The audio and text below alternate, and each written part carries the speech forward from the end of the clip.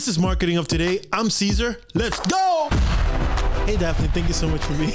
No me envidias. I know, I can't. Oh, yeah. We're starting like this. Thank you for being in the podcast. People, we did like 20 takes. Thank you for being in the podcast. I don't know why I'm so nervous. She got me nervous. How you doing today, Daphne? I'm good. Thank you for having me. I'm surprised you're here because I know that you don't like doing this, but thank you so much for coming, pushing yourself and, thank you for being part of this.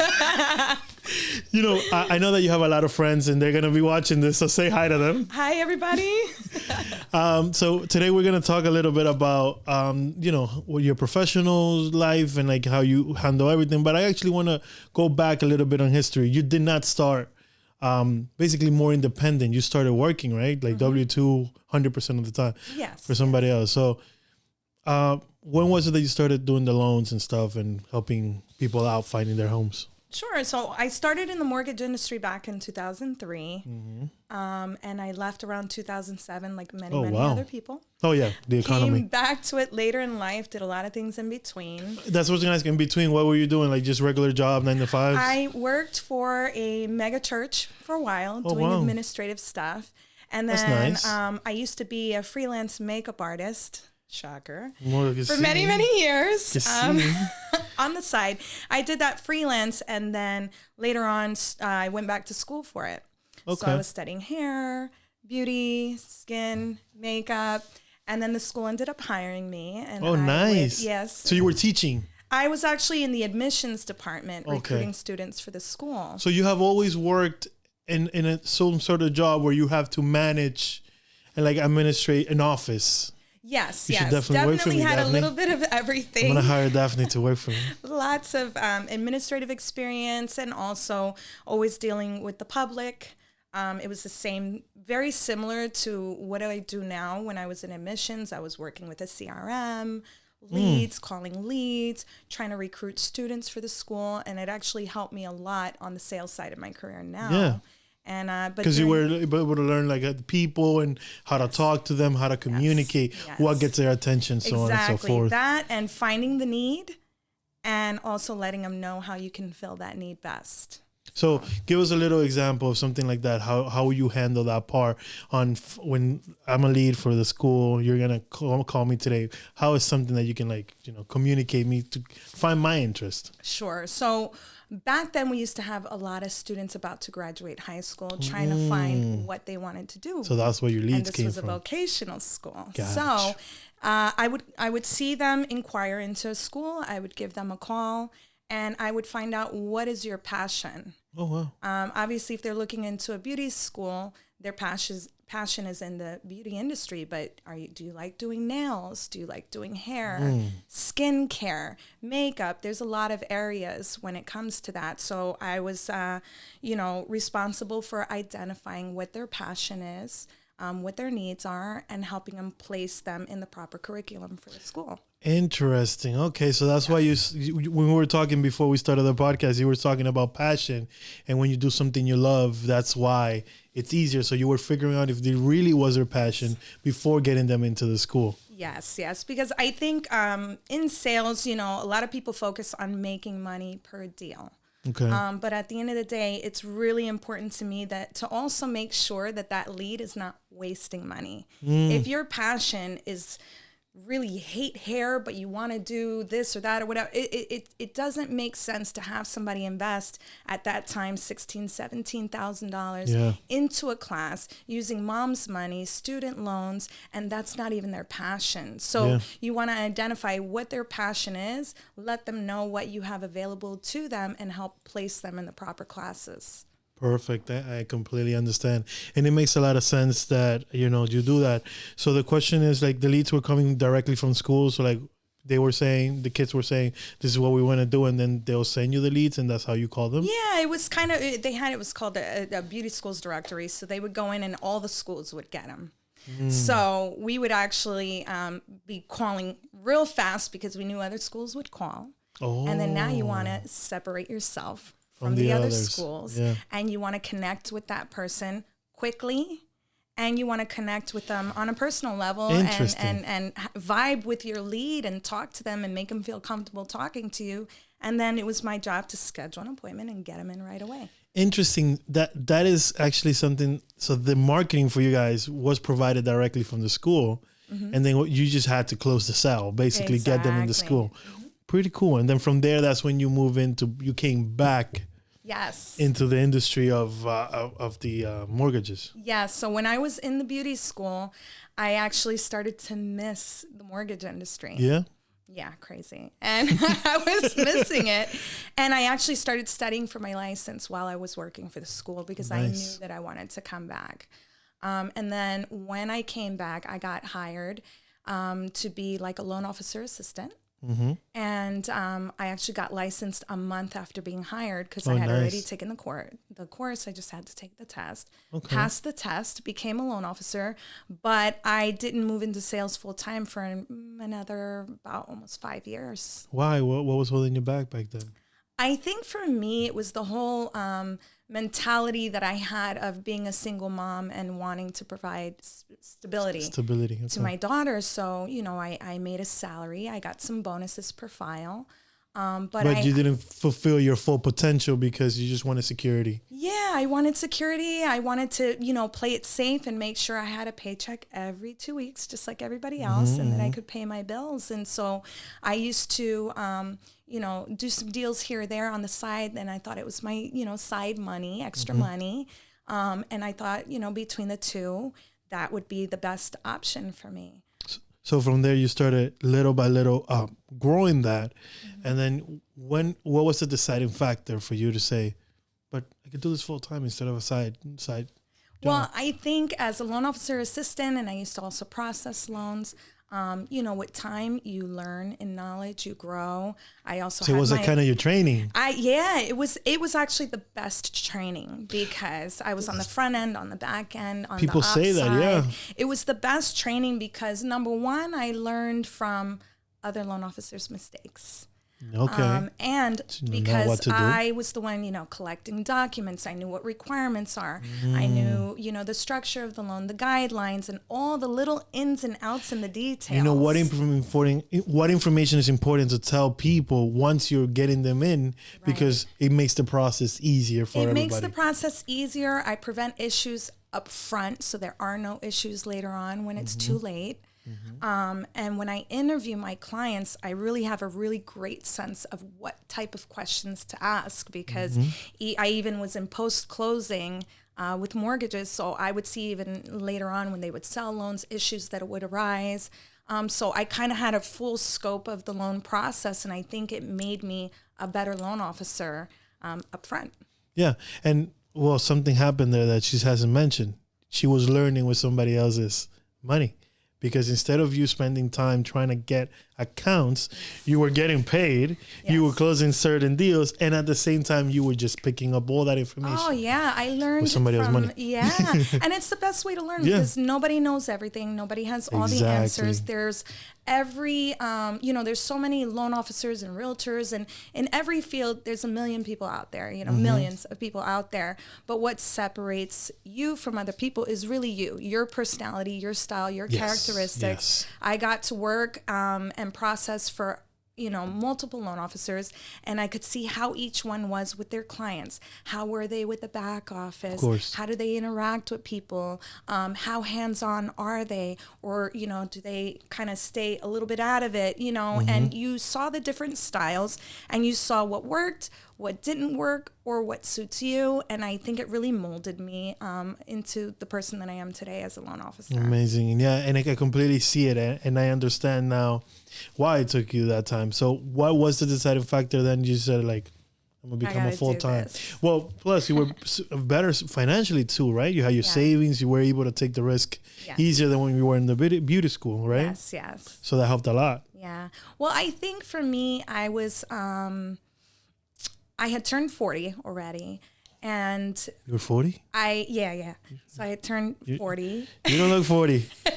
Comment down here how old you think she is, because she's not 40. Don't put any comments.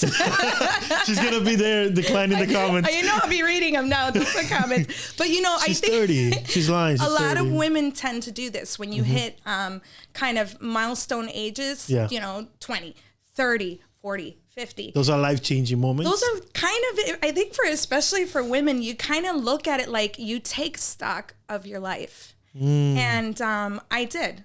After I turned 40, I took stock of my life, where I'm at, where I want to go. Okay. And also you kind of, as you grow and you get older and you actually get more experience in your job, your confidence starts to build. Yes. And I reached a point where I had the confidence to say, you know what? I know I can do this. I know I'm good at this. Yeah. And I'm ready to take the leap of faith and do what I got to do.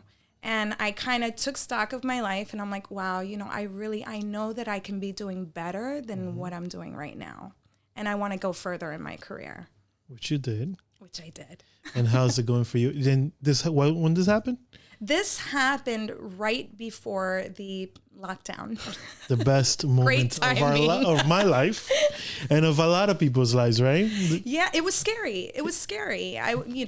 But it depends because people got scared and went away, and other people weren't scared and flourished. Yes, and you were one of those. I was one of those. Because you could have gone back, right? You could have decided. I could have gone back. I was offered to go back, but I didn't want to feel like I failed. And I also had made a commitment to myself when I decided to go into sales full time to not make decisions out of fear. Okay. Which is what a lot of people do. And it's easy to do that. And in that moment, it was a fear moment. It was a moment of fear. Yeah. I had the offer to go back, but I'm like, wow, you know what? No, I promised myself that I would do what makes me uncomfortable. Let me try this out. And, during the lockdown, I would get up every single morning like it was a regular day. I would sit in front of that laptop. I would still do my makeup. Do everything like if I was going into an office. Because so you got basically mentally you were preparing yourself like I'm to going work. to the office. And I got downstairs. My daughter would log into school. We would sit across the table from each other, both with our laptops up.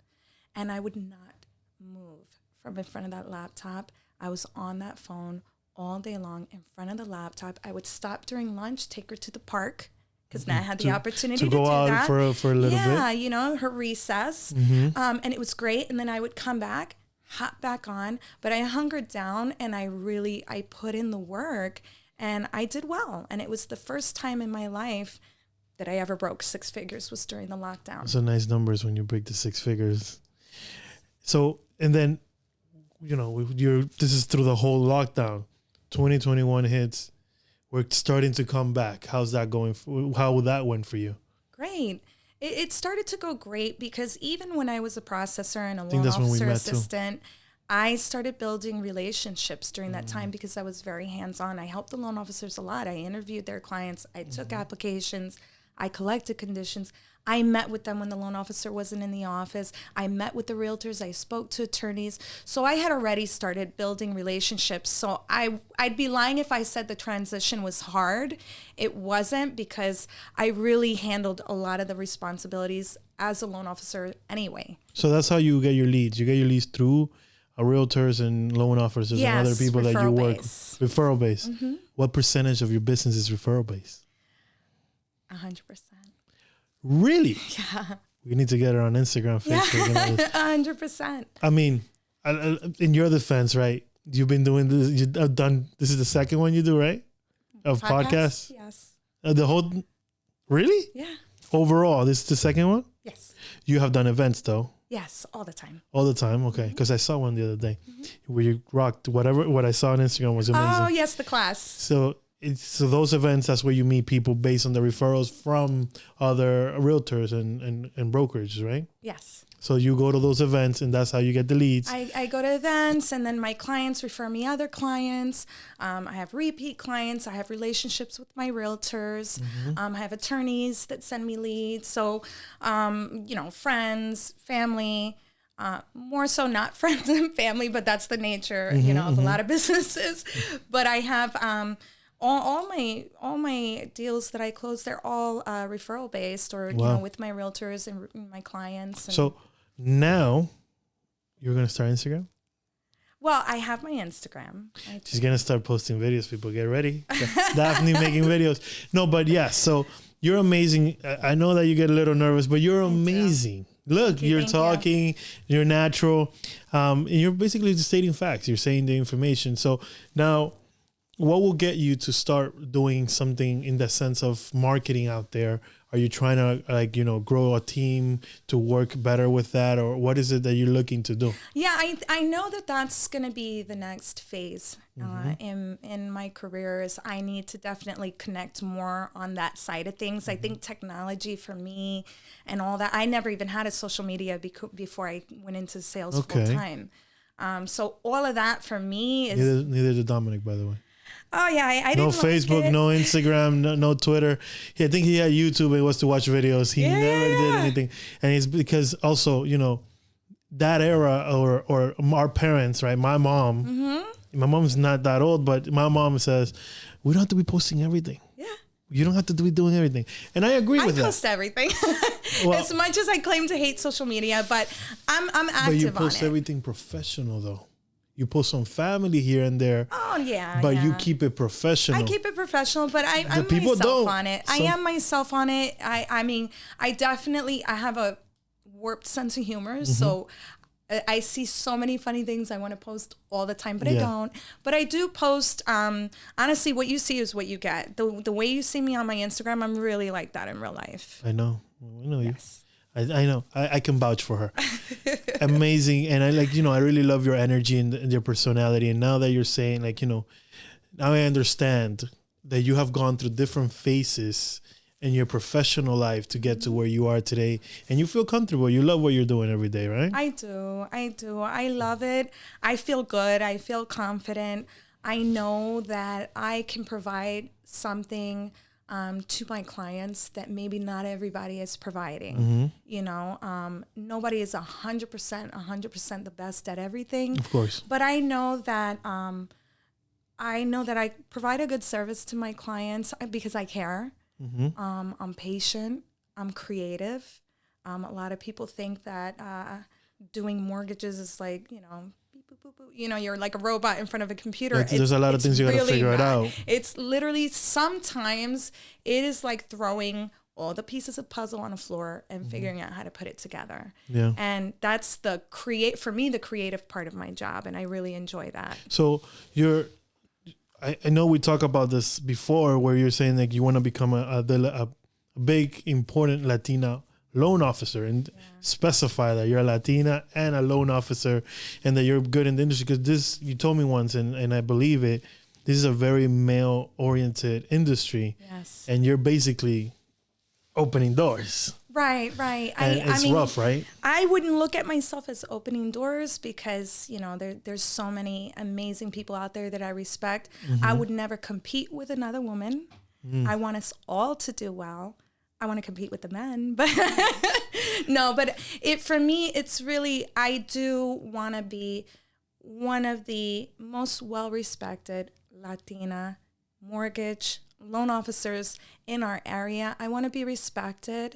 I want, when you hear my name, to go, oh man, she's good. Yeah. And money-wise, we can all make money. We can all make money doing a lot of things, and I have my financial goals, but that is actually more important to me, is knowing that I'm respected, that I'm thought of highly, and anything that I put my name to does well. And that's the goal for even a man and even everybody. My goal is that, Yeah. I know that other people are financial. Everybody has their own methods of energy and how to figure out what's their next step. But I think that this new generation where we're coming up, everybody who's coming up in business today, I think their focus is more like, let's all grow together because we can become a powerhouse. Yeah. Something that I admire completely from the Jewish culture is that they do it together. Yes. They don't care if you have more, he has less. We're bringing up our society, our culture, our understanding. Yeah. I think that us Latinos should do the same for reasons that we know, for reasons that we know, we don't. But I'm happy to know that there's people like you, like me, and like other people that I know. I don't want to start mentioning names, but like that are in that same note, we could say, or frequency to try to get to a point where we're all growing the whole Latino. I think it's actually changed. There is a lot of competition out there, But I call them my loan officer brothers. I have so many other loan officers from other companies that I consider friends. Yeah.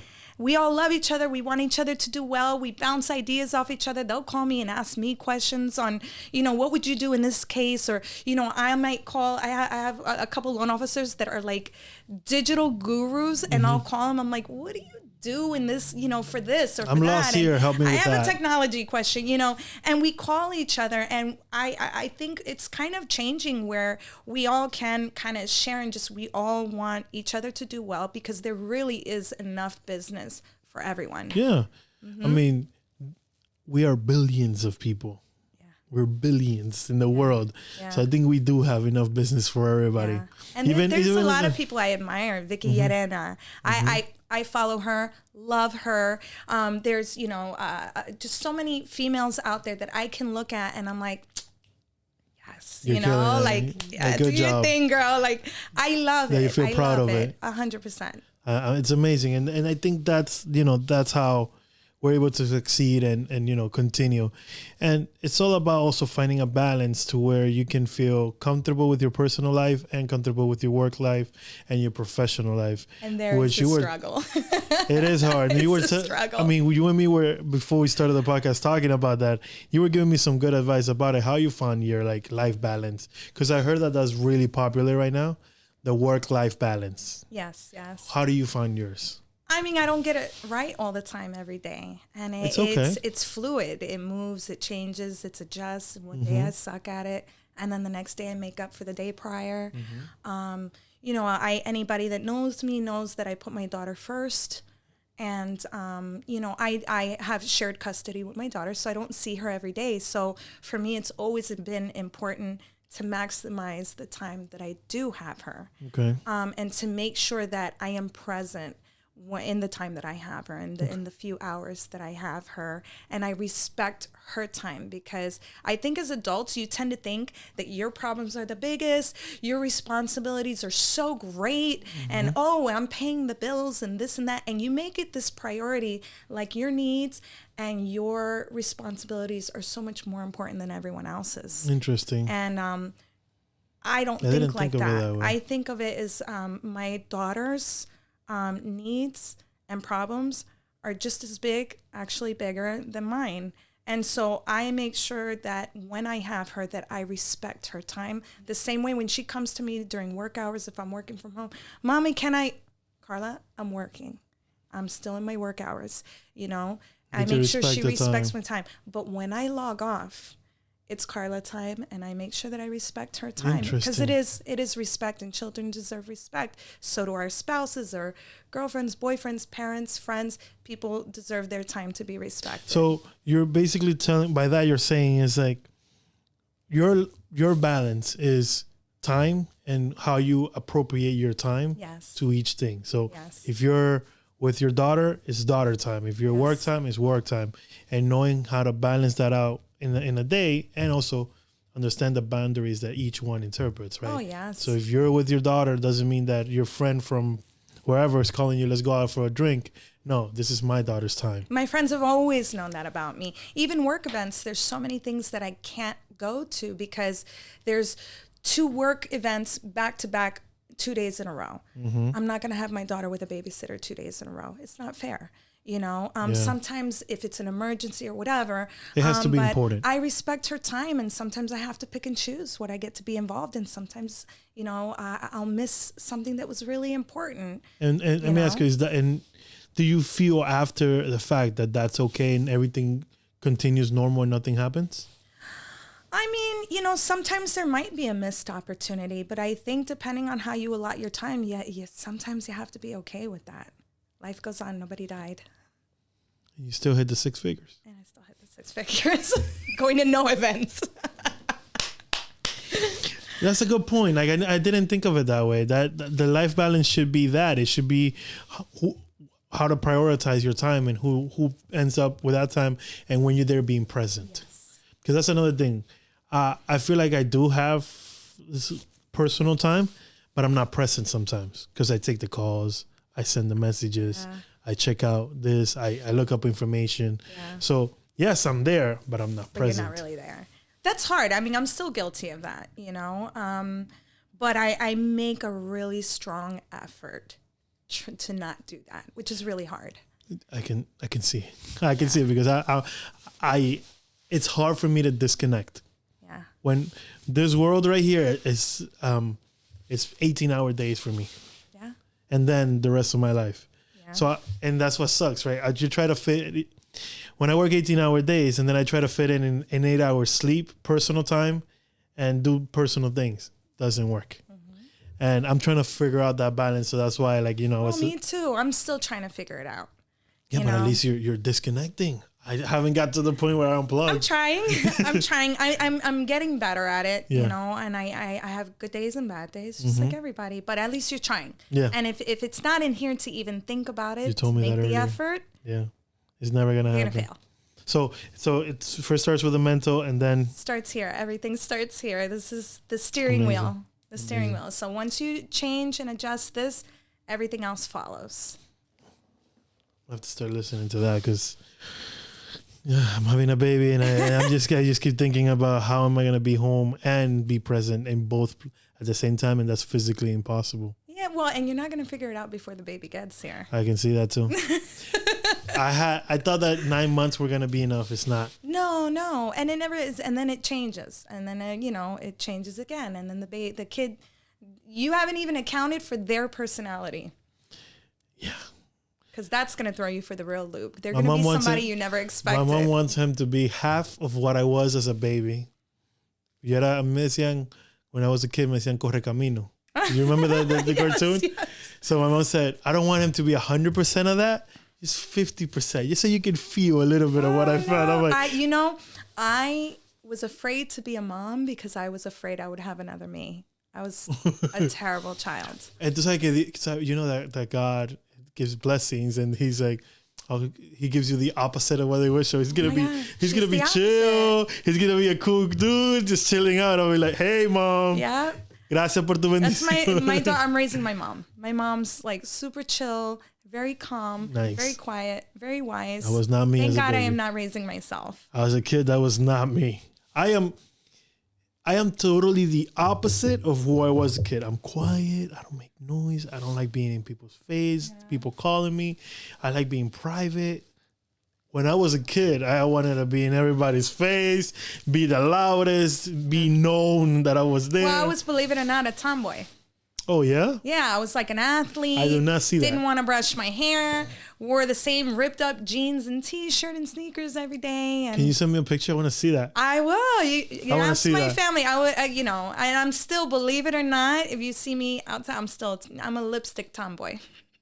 You only put. I still got those rough edges and do my, I like to do, weightlifting or Spartan races or. Really? Yeah. By the way, I wanted to do the Spartan races, but I'm not physically fit. Yeah, for I it. had to stop. I dislocated my shoulder doing a Spartan, so then I had to retire that aspect of my life. Really, because you went that hard. Yeah. Yeah, it's a rough. It's. But you grow. One of my, I don't know if you probably don't know him because a lot of people ask him don't know. Casey Neistat, he's a YouTuber from New York. Mm-hmm. So the dude is inspiring. Like he went to New York with no money, with a kid at 16 years old. Mm-hmm. So and then he was living in welfare. Okay. And today off of his career, which is the same career I have right now, he's a millionaire. Yeah. So the reason why I came to New York was him. He went through those dark moments that I had when, I think I already talked about it in episodes before this. So if you heard the other episodes, when I passed through my dark moment, like he was the inspiration to continue because it's like, if he could do it with a kid, and I don't have a kid at that time, I don't have a kid, I could do it and I can achieve it. And I come from a good family. My family's not poor. We're okay. And like, I could do it. Why am I down here? Like, the question was like, is it really that bad for you? And what I started noticing was it was a personal thing. So this YouTuber, I started to see him, go out, like record the videos, be fit, run. And I'm like, this guy wakes up every day at 5 a.m, goes out for a run in the East River, is in the office at 9 a.m., works until 6 and goes home to his kids, and still edits a video for YouTube every day. Yeah. So he wakes up, record, has a business. He has 3 businesses. And on top of that, he still does the YouTube. And then, for a while, I was like, I want to do this. Like, I wanted to do it. What I didn't understand back then was that, okay, yes, he does do it by himself. Yeah. He does his videos his own. But everything else around his life is it's automated. Mm-hmm. So he spent 8 years of his life, or more, but 8 years, building a team, building a company, building everything, so then he could focus on family and he can focus in doing this. Yep. So now I'm like, if he could do it, I could do it, but then I gotta do this. So you still gotta do the work. You gotta, nobody becomes an overnight success as far as, especially being an entrepreneur. Mm-hmm. You have to put in the work. You have to make the mistakes. You have to have that journey. You got to figure out your time management. You got to, at some point, let go a little bit of some control and let people help you. Yeah. On the mortgage side, the loan officer is only as good as the back office. As the team. And it really does take a strong team to bring a loan to close. And me having been a processor in the beginning, it was hard for me to let go because I was used to doing all the back office stuff. So you knew what needed to get done. Yeah, and it was hard for me to let it go because I was used to doing that and I want to make sure it got done properly. And then I had to let go, let people do their jobs. Thank you. Can you please teach me how to do that? I don't know how to. And I actually was criticized by one of the people that working with me. He said, you need to learn how to trust on your team. Yeah. But one, you need the team first. Yes. If you have the right team, it makes it easier. But that's what I think happened. Mm-hmm. But they did tell me you need to start learning how to let go more because we are your team and we're here to help you. And I think that's hard because when you control all the everything, the whole process, to let it go, that's hard. But once you have the right people in place and you do start to let go, you're going to love it. Yeah. As a loan officer, once I knew that I had a really strong team behind me, in the beginning, I remember my processor one day, she told me, but Daph, if you do all that, what am I going to do? She said, everything. It's so nice. And I'm like, I'm sorry, okay. And now she'll be like, Daph, do you want me? Yeah, go ahead. Do it. I would love for you to do it. And once you do let go and you know that you have the right people in place doing it beautifully, then you realize now I'm actually getting in the way. Yeah. And you're going to love it. You're going to be like, go ahead. Because you can do more too, right? Yeah. You can go out there, call more, have more interactions with people. Right. So, Daphne, tell me a little bit about you being a loan officer because we've been talking about other stuff. Okay, what do you want to know? Everything I need to know. So, how's the process work? How do we get started? And if I was going to buy a house, what do I need to? How we need to communicate? All right, so usually I'm buying a multifamily under 400. Multifamily under 400. You need a really good realtor and look really hard. Let's just say it's a fixer-upper. No. So because she's laughing, people, just so you know. It's a tough market. 500 to 600 is the current market, not 4. That was about 3 years ago. It does happen. Well, you're connected well enough that I know you would find something like that for sure. For a fact. I know for a fact. You probably already have it, don't you? That was going to be one. Yeah, I'm not ready. Okay, let's get you ready. But that was the one. Okay. That deal was the one. We're talking about a deal. That deal was the one that I was going to move in. Oh. I'm going to move in still as a rental, but I was going to buy it. Gotcha. I'm not ready. Because you're self-employed. Yeah. So that's why I'm trying to get ready for next year. Okay. And you're going to help me, Daphne. I'm going to help you. That's Daphne's what I'm here for. Well, we've been talking about it already for a while, so it's only, it's you. I wouldn't want to get anybody else. But yeah, so what's the process? So if you're going, for example, FHA. Which I will. Because you're buying a multifamily, you probably don't want to put a ton of money down. So if you're wanting to put a minimum down on a multifamily, FHA is definitely the way to go. It's a beautiful program. So they require 2 years employment history. So 2 year is always the important number to think about. So 2 years of bank statements. 2 year. Well, no, not a bank statements of your tax returns, because you're self-employed, right? That's a lot of taxes. Off the mic, how long have you been filing? So typically, No, I've been filing forever. Yeah, you need 2 year. But not tax returns. Not sexy numbers, the 2 years, because I didn't make the money that I make today. So what they do is we'll look at the tax returns for a self-employed person, and we have our way of calculating the income, and we average the 2 years. So we take the income from both years, and we average it over the 2 year period of time. Okay. And then bank statements, we always want 2 months worth of bank statements. We run your credit, see how much debt you have, and then we'll know how much you would qualify for. I'm crazy for them to take the car off my loan. So, the accident, right? So I'm trying to get that car taken off, and I'll be like, I'm not buying anything. Buying a Tacoma. An old Tacoma. I don't want nothing on my credit, just so I can buy a house. And then when I buy the house, I'll buy an Escalade. Okay, yeah. So wait. People don't understand that. I'm giving you tricks right now. If you're going to buy a car, wait till you buy your house. Yes. Then buy the car. Do you know that I will never, ever forget this, because I'm like, I had a gentleman that made about $85,000 a year on salary. And I'm like, great. Yeah, that's a great credit, income. great. Everything was perfect. Easy peasy. But I run the credit. How many cars? He had 3 G-Wagons. G-Wagons, 120,000 starting price. We know because we look at them here. Under his name? All for himself? For himself. Yeah. Clearly the W-2 job was not the only income. But he had 3. So let me explain to you guys real quick. The payment for a G-Wagon at 120, even if you bring up a good down payment, you're probably in the thousands. 3 means it's 3,000. 85 divided by 3, by 12, it's a lot. You're talking about 60% of your income to pay cars.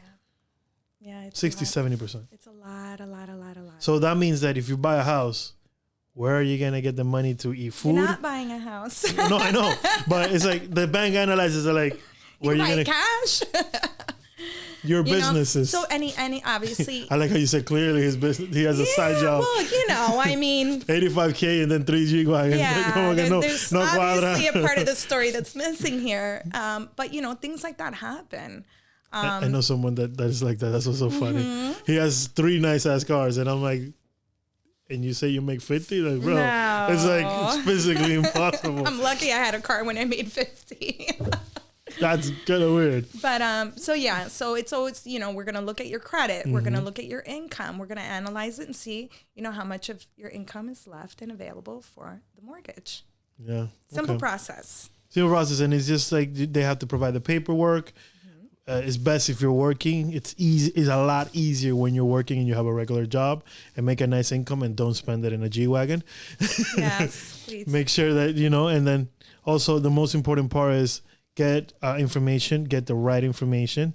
Don't listen to your aunt, uncle, el tío, el primo. Please don't. A lot of bad advice out there. A lot of bad advice. Another thing that I see a lot is people lending out their credit.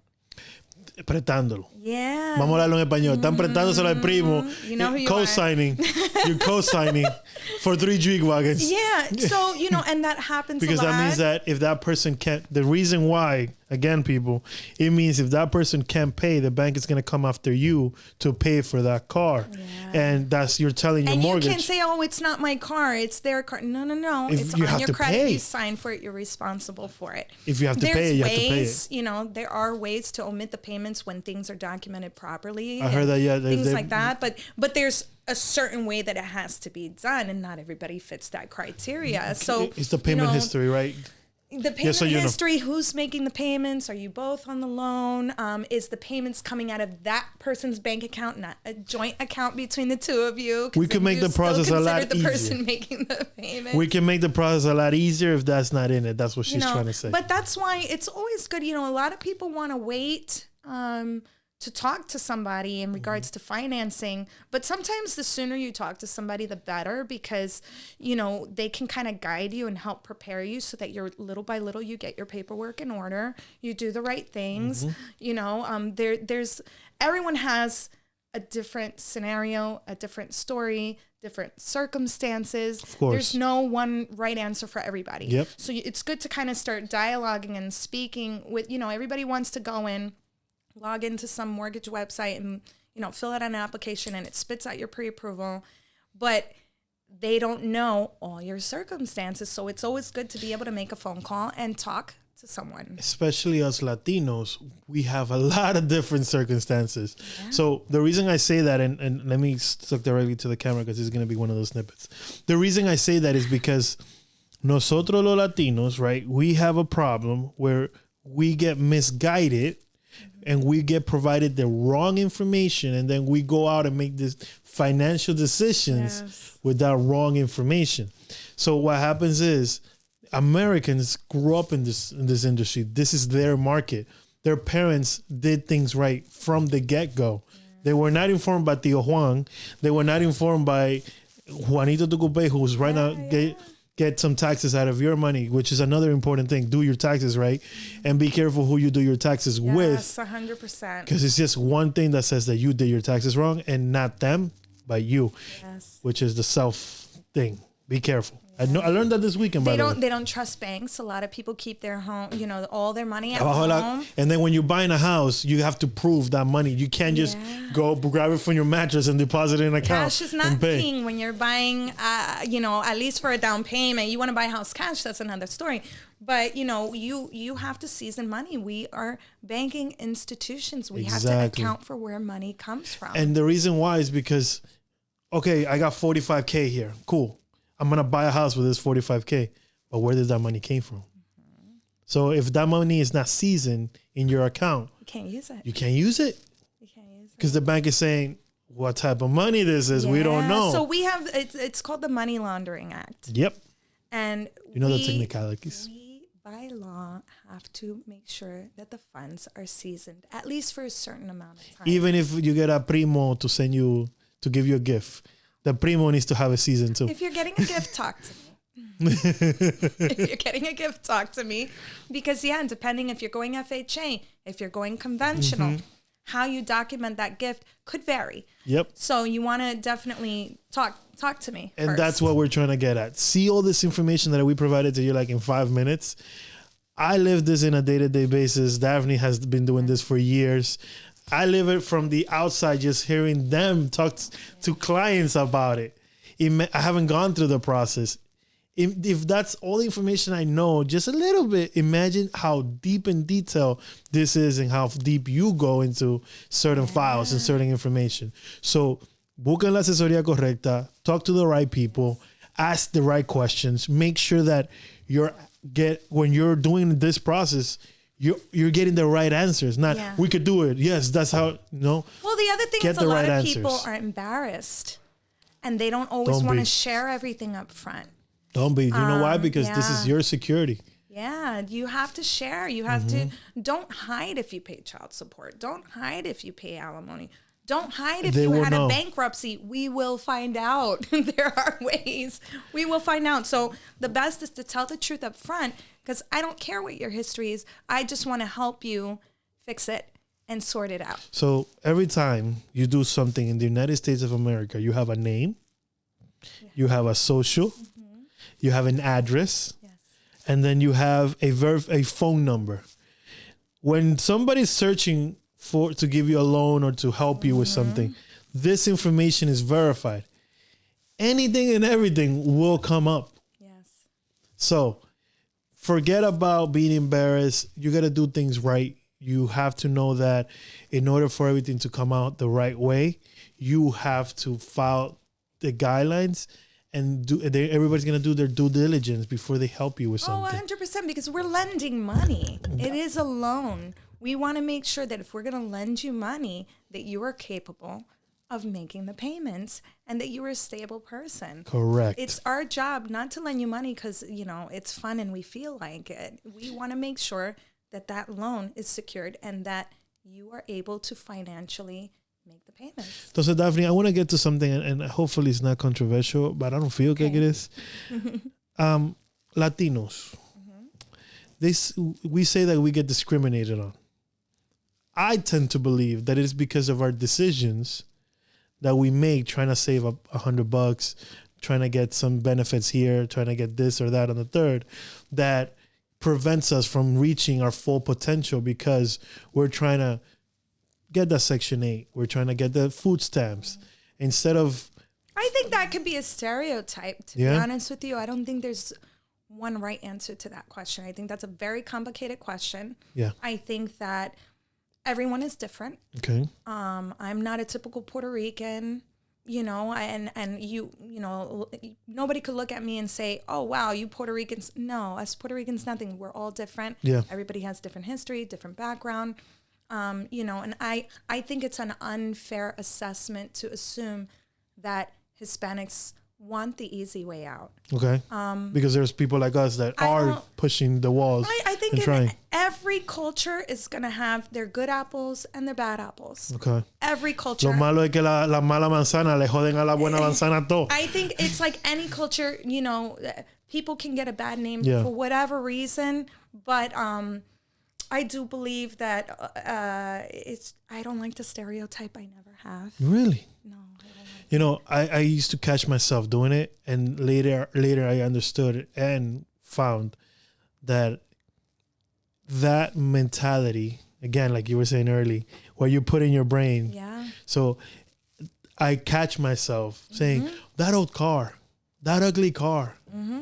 And when I say that, I'm like, ese es el que ya tiene y Dios le dio ese. Yes. Sé feliz que tú tienes este, and don't criticize that one, because you never know if in life you will have to get back to that. And then because you did this today, you get that punishment. Because I don't believe that you pay for your sins in heaven. You pay them in earth. When you do wrong, you get wrong. So that's why I try to do good, and I try to be a positive person. Yeah.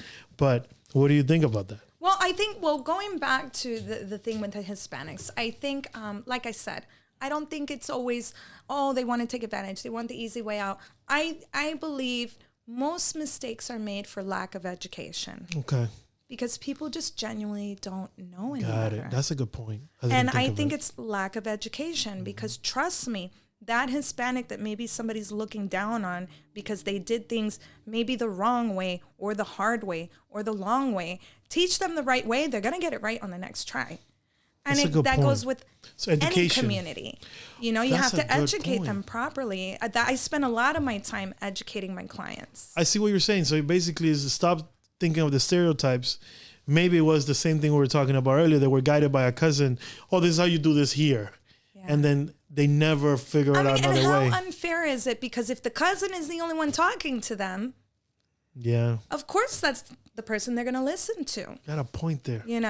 That's true. So of course they learn from their cousin. Their cousin's the only one talking to them. But when you have somebody that can take the time to talk to them at their level or in a way they understand or in their language, and actually take time and not brush them off or rush them on the phone and guide them and sit. Most of my clients that do not speak English, I meet them in person. So you can because to kind of start building like a trust. and sit and talk and take the time without anything around us distracting us. Ask me whatever questions you want.